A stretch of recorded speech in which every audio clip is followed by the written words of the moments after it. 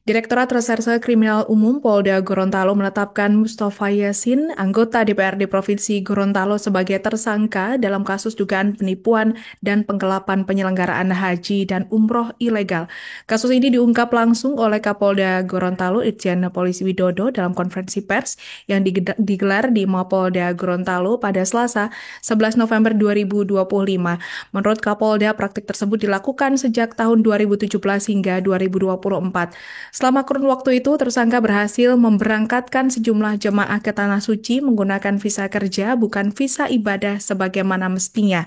Untuk informasi selengkapnya akan disampaikan wartawan kami yang telah terhubung dari Tribun Gorontalo, Herjianto Tengahu. Rekan Herjianto, silakan laporan Anda.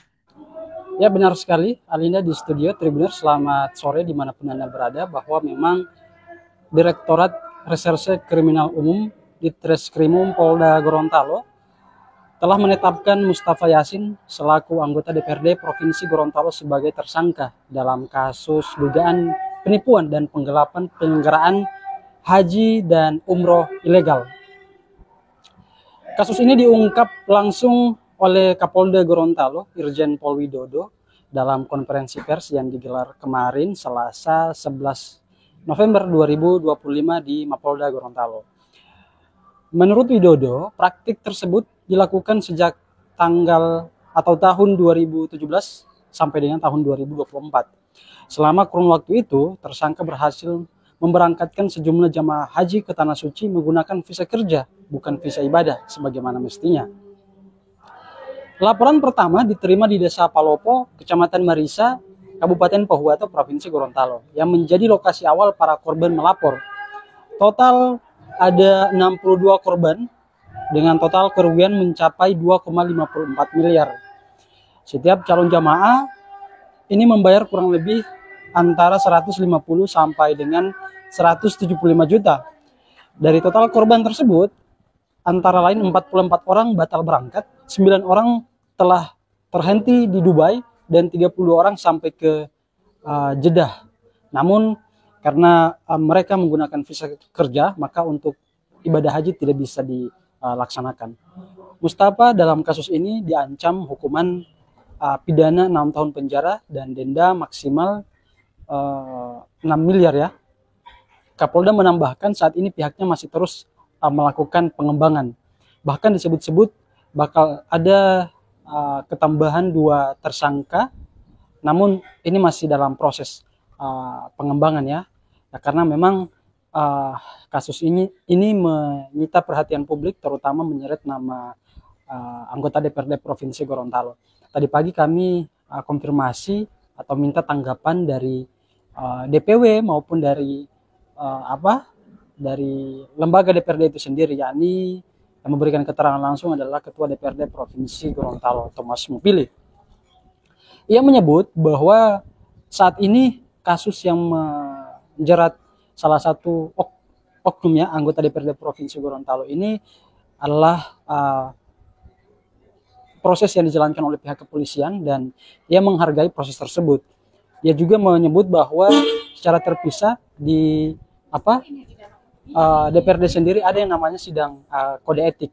Namun memang antara proses hukum dan yang berlangsung di DPRD maupun proses hukum yang berlangsung di kepolisian maupun sidang etik yang berlangsung di DPRD itu tidak bisa disatukan. Thomas juga meminta agar masyarakat tidak mengeneralisir kasus ini seolah-olah ini menyeret nama lembaga secara keseluruhan. Tetapi memang kasus ini pure adalah perbuatan oknum yang tidak ada sangkut pautnya dengan lembaga DPRD.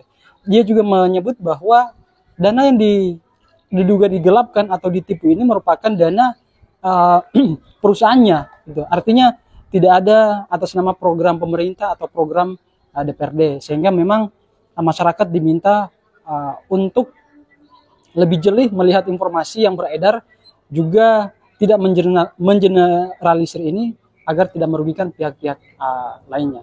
Demikian Tribuners yang dapat kami laporkan. Terima kasih.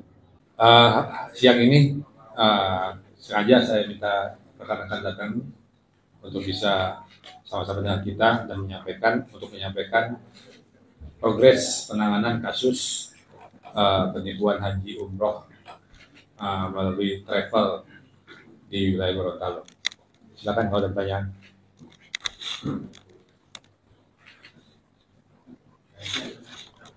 Apa saya ngomong aja?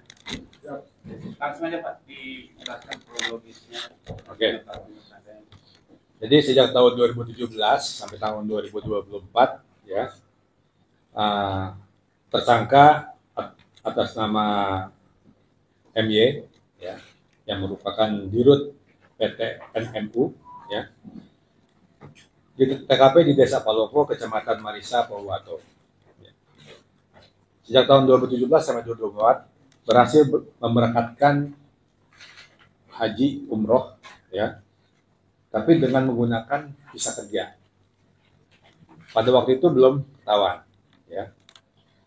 Adapun cara mereka melakukannya, modus operandinya, mengajak melalui media sosial, Facebook maupun door to door, ya sampai ke wilayah Ternate sana.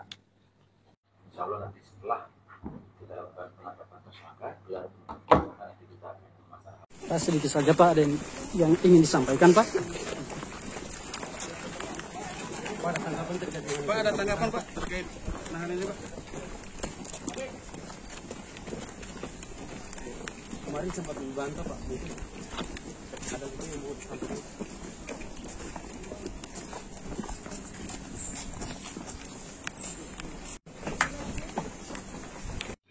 Mungkin bisa dicek yang di sini, di Zoom.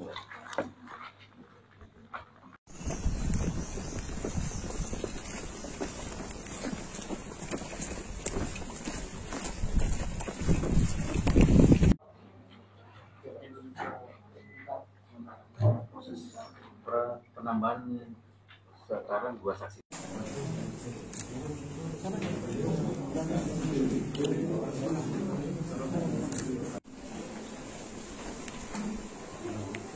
Mana uang itu dipergunakan.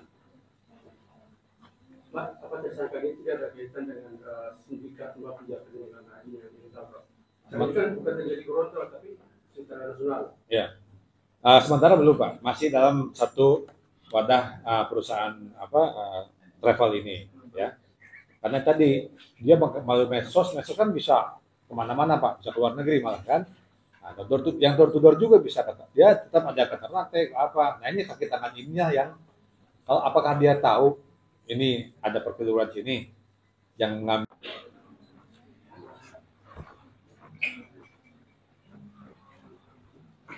Download Tribun X sekarang, menghadirkan lokal menjadi Indonesia.